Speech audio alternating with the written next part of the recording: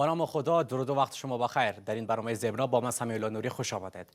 در کنار خشکسالی و سیلاب‌ها و سایر موارد طبیعی که در مقابل دهقانان و یا کشاورزان قرار داره، سیستم قرضه‌دهی وزارت زراعت چقدر برای کار دهقان یا کشاورزان سهولت ایجاد میکنه و چی چالش ها و چی فرصت های دیگر در برابر کار دهقان وجود داره، بیشتر در این باره بحث میکنیم. اما قبل از آن چند خبر کوتاه اقتصادی را بیننده باشید.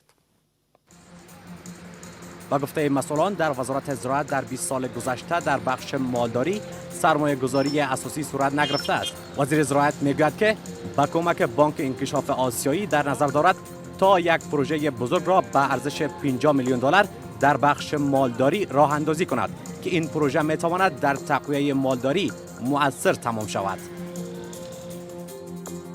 مسئولان محلی در ولایت فاریاب میگویند با هزینه 616 میلیون افغانی برای خانواده‌های بیجا شده و به آسیب دیدگان از همهگیری ویروس کرونا فرصت‌های شغلی ایجاد می شود.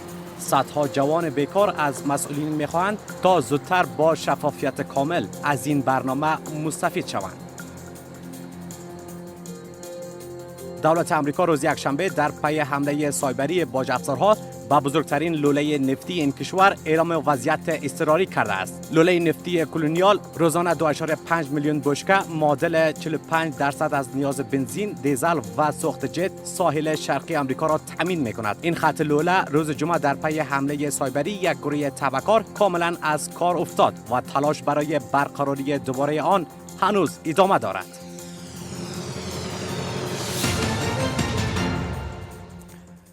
مهمانان من در این برنامه دکتر ایمل ارمان، رئیس اجرایی صندوق انکشاف زراعت و محمد سلیم طوفان، تحلیلگر اقتصادی از روی خط اسکایپ با ما وصل هستند. جناب ارمان و آقای طوفان، بسیار زیاد تشکر از اینکه دعوت ما را پذیرفتین و در برنامه حضور یافتین. تشکر از شما و سلام علیکم و رحمت الله و برکاته خدمت شما و خدمت مهمان شما و بیننده های وزین شما. تشکر بسیار زیاد، ممنونتان. دکتر صاحب، بیاین بحث از اینجا شروع کنیم که سیستم قرضه‌دهی وزارت زراعت به دهقان یا کشاورزان چگونه است؟ تشکر اول از این که ما را دعوت کردین. صندوق انکشاف زراعت یک نهاد مالی دولتی بوده که در چارچوب وزارت محترم زراعت فعالیت می نماید. صندوق انکشاف زراعت به همه سکتورهای زراعتی من جمله در بخش لبنیات، در بخش مرغداری، در بخش باغداری و سایر سکتورهای فرعی زراعت قرضه تهیه می نماید. همچنان ما به کسایی که در بخش پروسس، بسته‌بندی و تجارت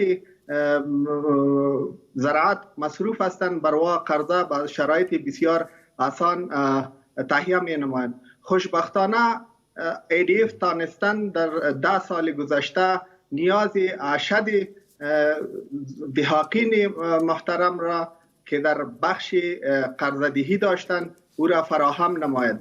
از ایجاد صندوق تا به حال ما تانستیم بیشتر از 13 میلیون افغانی را از کمیته های مختلف بر بیشتر از 53,000 دهقان منظوری بگیریم. خوشبختانه امسال پروگرام برنامه ما قسمی است که 1.8 میلیارد افغانی را به بیشتر از 7,000 دهقان در سایر ولایت افغانستان قرضه توزیع می نماییم.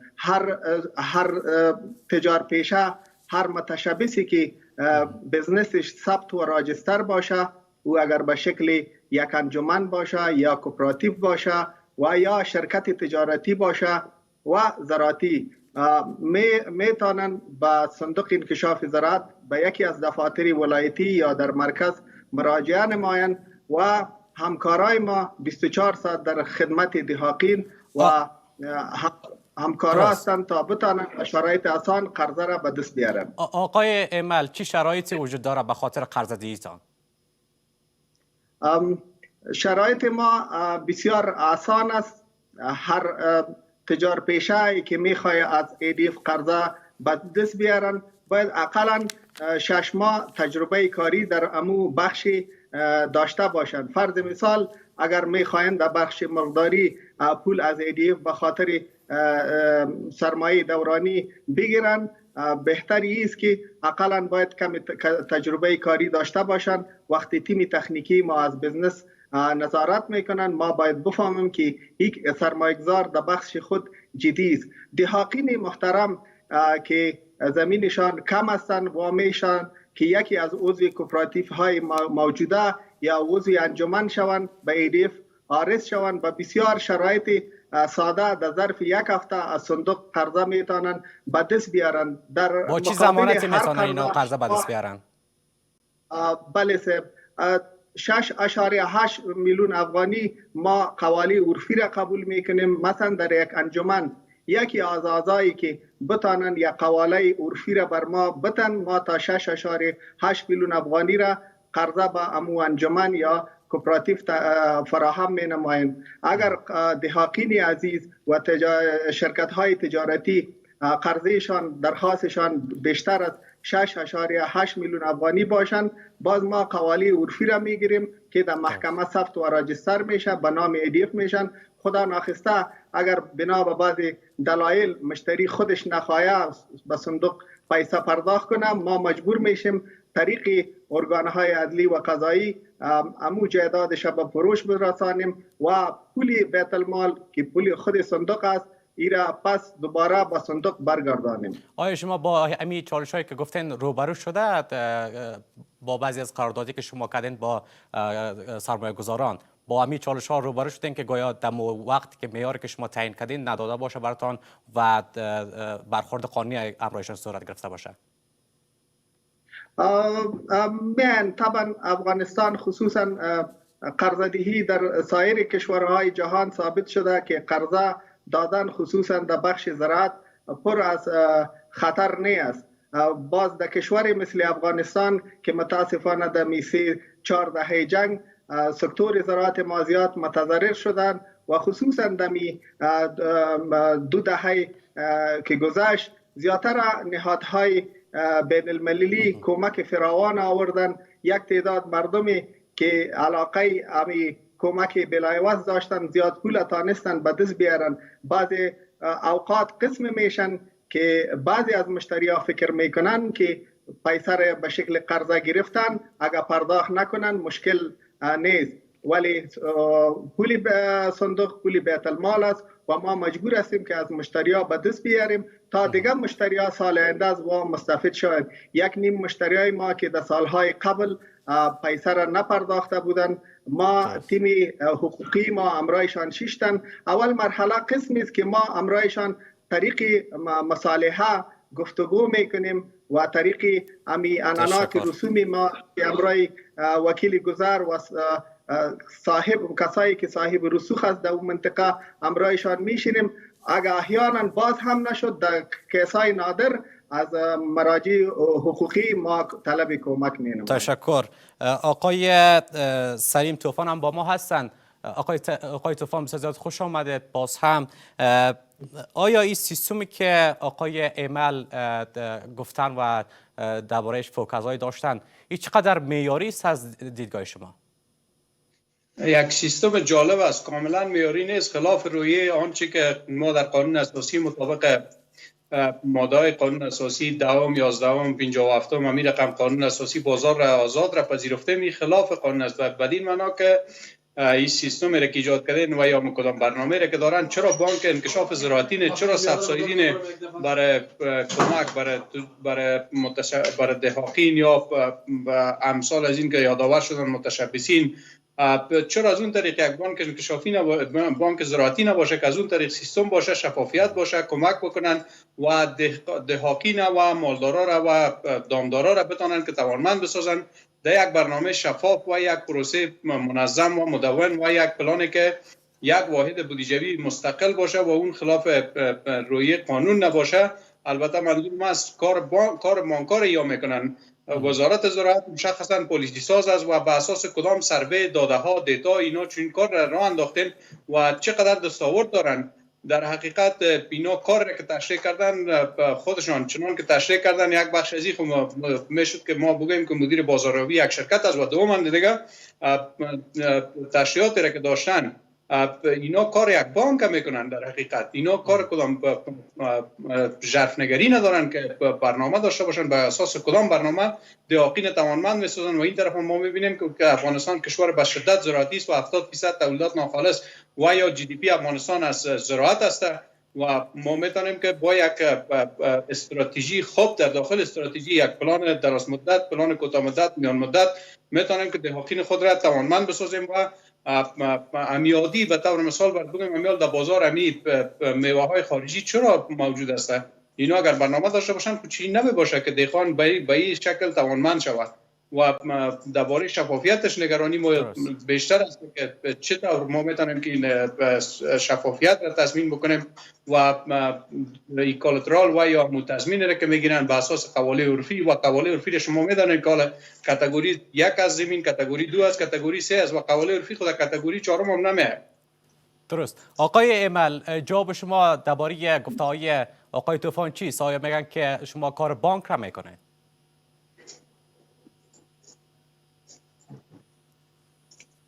آقای طوفان دارم چون که درباره صندوق انکشاف زراعت معلومات ندارن، میخوایم برشان معلومات به همچنان به هموطنان خود ارائه نمایند. صندوق انکشاف زراعت در سال 1389 با اساس فرمان مقام عالی ریاست جمهوری ایجاد گردید. اساسنامه این صندوق در سال 1390 هجری شمسی توسط شورای محترم وزیران مورد تصویب قرار گرفت. صندوق انکشاف زراعت من حیث یک نهاد مالی غیر بانکی در چارچوب وزارت محترم زراعت فعالیت می نماید. پول صندوق تقریبا بار اول دولت ایالات متحده آمریکا مبلغ 100 میلیون دلار با وزارت محترم زراعت و دولت جمهوری اسلامی افغانستان کمک نمودند که از سال 1390 هجری شمسی تا به حال ما تانستیم بیشتر از 53782 دهاقین مستقیما قرضه بدیم. طبعا در افغانستان در سایر کشورهای جهان بدون از تضمین قرضه داده نمیشه. تنها کمکی بلاعوض میشه که بدون از تضمین داده شود. برادر گفتن که درباره قواله عرفی، چون که صندوق انکشاف زراعت یک هدف عمدهش احیا و مجدد سکتور زراعت افغانستان است، به این منظور بانک ها و سایر نهادهای مالی دیگه قواله عرفی را قبول ندارند. ما قواله عرفی را قبول میکنیم و او از خود طی مراحل دارند که او توسط وکیل گذار شورای محلی و همچنان تضمین شرکت های معتبر از مشتری گرفته میشه. تا به حال در 10 سال ما فوق العاده کامیاب هستیم. صندوق انکشاف زراعت در حالت مفاد است. نه تنها یعنی 6% قرضه چیست، ما 6% از دهاقین خود به شکل مرابحه وکاله به حساب تکتانه صندوق میگیریم. وقتی متوجه شدیم در همه افغانستان به طور اوسط امی تکتانه بانک ها و نهادهای مالی کوچک از 18 گرفته تا 22% است و صندوق انکشاف زراعت قرضایشان اسلامی است. تاثیرات صندوق چی بودن؟ دهاقینی که از صندوق انکشاف زراعت قرضه گرفته تقریبا عایداتشان 21% بوده و همچنان توانستن در کوتاه مدت با تعداد 2 تن را با خود استخدام نمایند. در کدام بخش‌ها بیشتر توجه شده و مراجعان از کدام بخش‌ها بیشتر با شما مراجعه کرده است؟ سوال خوب است.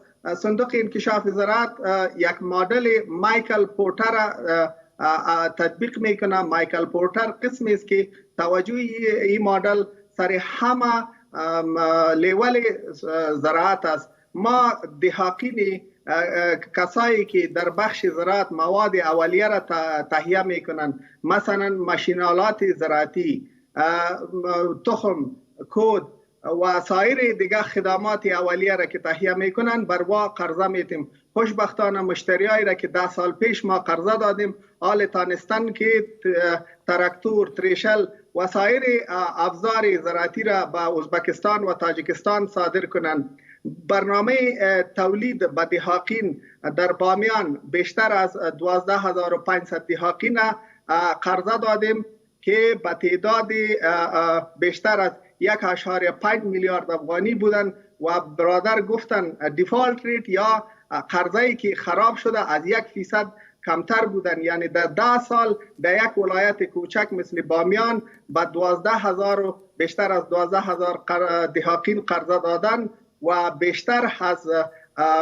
بیشتر از 12,500 دهاقین قرضه دادن و 1.8 میلیارد دهاقینی که فکر میکردن که پارسال به حساب کرونا هیچ کود و تخم ندارن، صندوق انکشاف زراعت پرسونلش دمی حالات کرونایی رفتن بامیان و توضیح داشتن. بار اول که صندوق انکشاف زراعت کار خود با 7 کوپراتیف آغاز کرد، با 12 میلیون افغانی را توزیع کرد. خوشبختانه در او وقت تولید کچالوی مجموعی بامیان 150,000 متریک تن بود. ارقامی که وزارت محترم زراعت پارسال ارائه نمود، حال تولید کچالو پارسال 375,000 متریک تن است. معنای است که در والیم و در اندازه کچالو و تولید فیجری طبعا تاثیرات عمده داشتن. یک دهقان اگر در وقت کود سفید و کود سیاه را بگیرن و تخم اصلاح شده بگیرن، طبعا حاصلاتشان بیشتر و خوبتر میشن. تشکر آقای طوفان. حالا اینکه از معیارها، از چیزایی که شما انتقاد کردن آقای ملجابی داشتن، با این حال چرا مراجعین بیشتر در این بخش را با خود دارند؟ وزارت زراعت خصوصا در بخش صندوق انکشاف زراعتی، عین حال چقدر وزارت زراعت در بخش توسعه اقتصادی کارهای مؤثر انجام داده و این کاری که مثلا اینا گفتن و کارهایی که صورت گرفته چقدر برای سرمایه گذاری در بخش زراعت مفید تمام میشه و چی مزایا چی ضررهایی داره؟ مزایاها زیاد داره، ولی اینا متناقض بحث کردن. یک بار گفتن که مضاربه مشارکت که این بخش اسلامیک میشه، دیگه بار گفتن در بانکینگ و دیگه بار گفتن که تکتانه مربوط کنونشنال میشه. و یک نوع بحثی که ما خودمون گیج شدیم که چه رقم. باز گفتن که ماشینری در فکتوریا و دیگه تولیدات زراعتی ماشینری کمک کردن که این بخشش میشه که مکانیزه شدن زراعت. من یک کسی که در شاگرد اقتصاد هستم نتونستم که بحث دوست ما رو بگیرم، ولی در کل من خدمتتان عرض میکنم کچالو را گفتن نه بسیار مثال واضحش. امی کچالو شما امروز بیان کنین که قیمت نرخش چند است، بعدی معنا که اگر ما تولیدات در داخل وطن داریم خب برای شهروندان ما سهولت ایجاد شده، برای دهاقین ما سهولت ایجاد شده، پس سود بالای کاست و یا بالای قیمت تاثیر میگذاره. یک کیلو یک سر کچالو بباشید واپسش 220 روپیه از 180 تا 220 روپیه است و شما میدونید که در فصل سرما بسیار نرخش بلند میره که این دوباره برمیگرده که وزارت زراعت نتونسته روی سرخانه ها سرمایه‌گذاری انگفت را با تجار برنامه‌های تشویقی داشته باشه که سرمایه‌گذاری های انگفت را تشویق و ترغیب کنه تا بتونن اونجا سرمایه‌گذاری داشته باشن. و مشخصا ما در بخش زراعتی میبینیم که دهاقین ما بار از این طریق تلویزیون شما شکایت داشته از برنامه‌ریزی وزارت زراعت و در کل همین بخش صندوق انکشافی منظورم از این بود که خوب می بود که در چوکات یک بانک زراعتی ایجاد میشد، ولو که در چوکات دولت هم می بود شفافیت بیشتر می بود، مکانیزم کاریش مشخص می بود و خود وظایفش مشخص می بود، سیستم می بود و در اون میتونستیم که ما دهاقین توانمند بسازیم و حالا هم چنین که ادعا میکنن و ما اگر رفرنس بتن برای ما راپورای نشر بتن با دست نشر بتن، چون ما نخواندیم تا سر نخوردیم همین چنین راپور نداشتیم که ما از این توانمندی را که اینا یاد کردن واقعا خوشحال میشیم که چنین باشه. متاسفانه که ما هر روز میبینیم که دهاقین ما از مشکلات و از همون نبود سبسایدی، نبود فند، نبود قرضه شکایت دارن. اگر چنین باشه خب ما به حیث یک شهروند کارشان ستایش میکنیم که چنین نیست و در افغانستان متاسفانه که همین رواج شده که هر کسی میگه که به اصطلاح هم که حکومت توش نیست، یعنی ما کاری را انجام میتونم و در حقیقت ما کار میکنیم که اون کار باید نتیجهش ما عملا ببینیم، رشد اقتصادی داشته باشیم، ما بتانیم که دهاقین ما را، متشبسین ما را،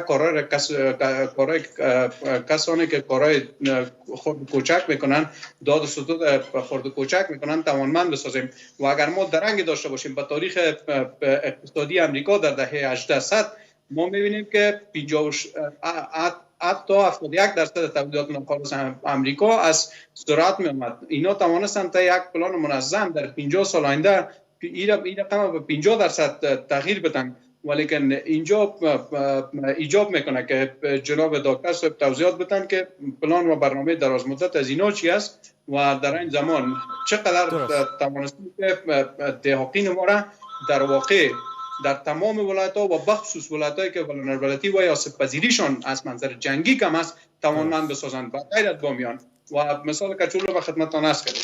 تشکر آقای مل. آیا در پهلوی این همه چالش هایی که آقای طوفان بر شما اشاره داشتن، انواع خدمات صندوق انکشافی زراعتی چند نوع است و چگونه شما عرضه میکنه؟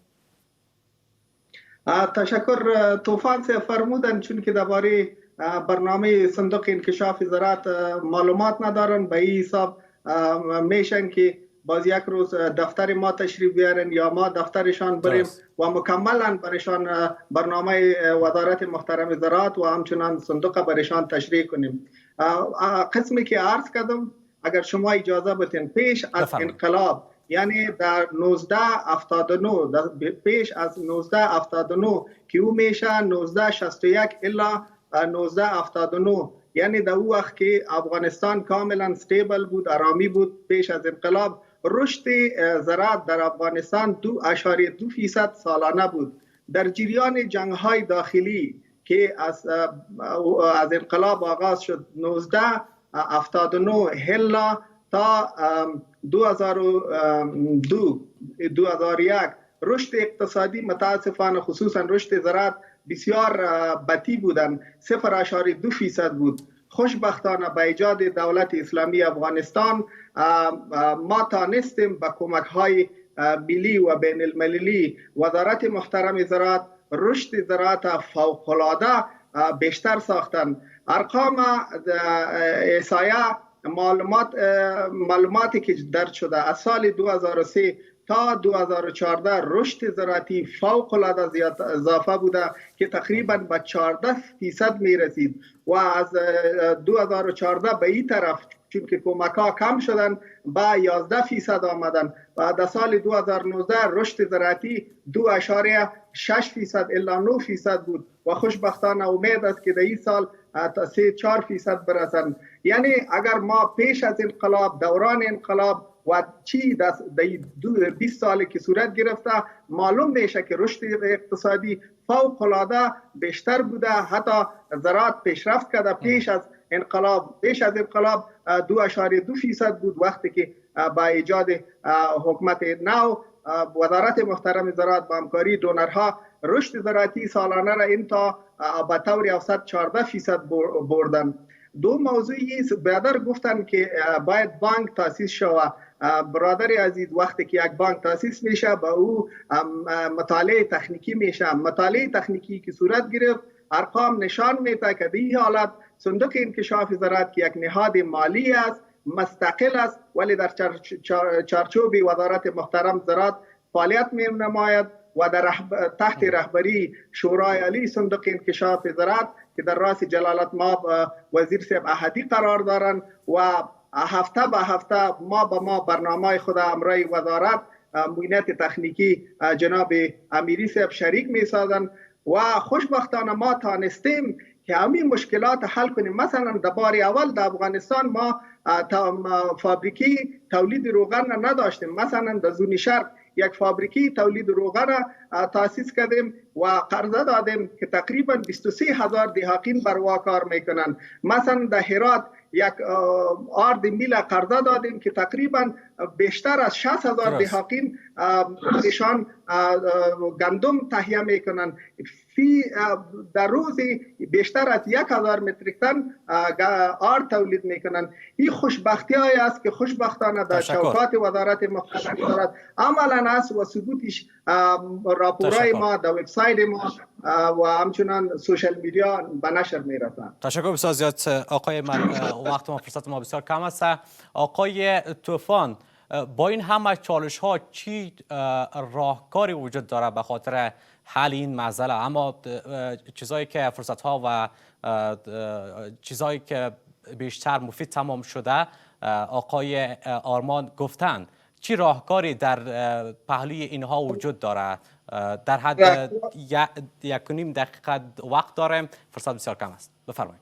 راهکار خمیسته که اول در رأس اداره باید یک مدیر توانا باشد. چنان جناب ایشان گفتن، جلالت مآبشان حدیث صاحب برای ما از منظر شخصیتی قابل احترام است، ولی آنچه مردم افغانستان توقع داره و بک‌گراند سابقهش یک وزیر کامیاب نبوده و خوب می بود که یک جوان متخصص می بود که اینجا کارایی می داشت. و در ضمن ما بانک انکشافی داشتیم قبلا، بانک زراعتی داشتیم و میشد مطالعه تکنیکی را منظورشان نفهمیدم و مطالعهشان کمک باید بیشتر شود. میشه جنبندی کنیم بحث آقای طوفان؟ وقت بسیار کوتاه است.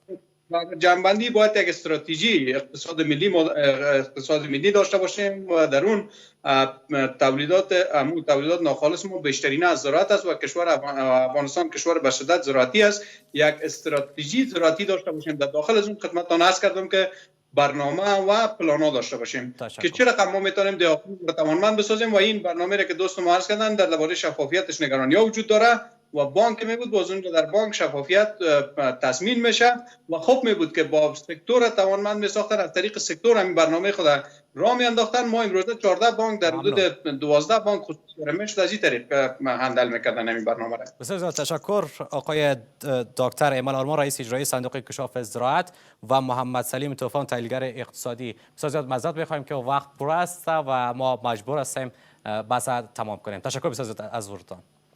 و حال هم نرخ ارزها.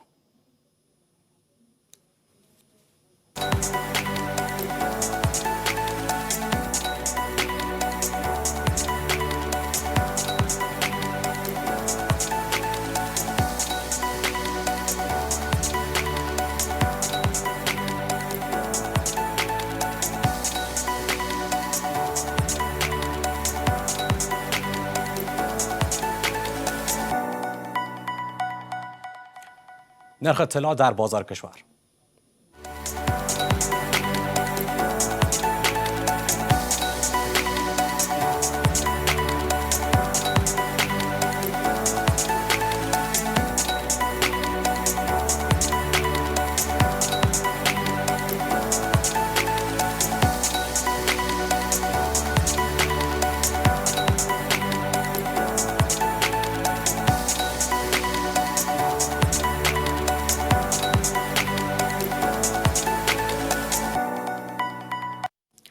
برنامه امروز زیربنا در همینجا با پایان میرسد. تا دیدار دیگر، خدا نگهدار.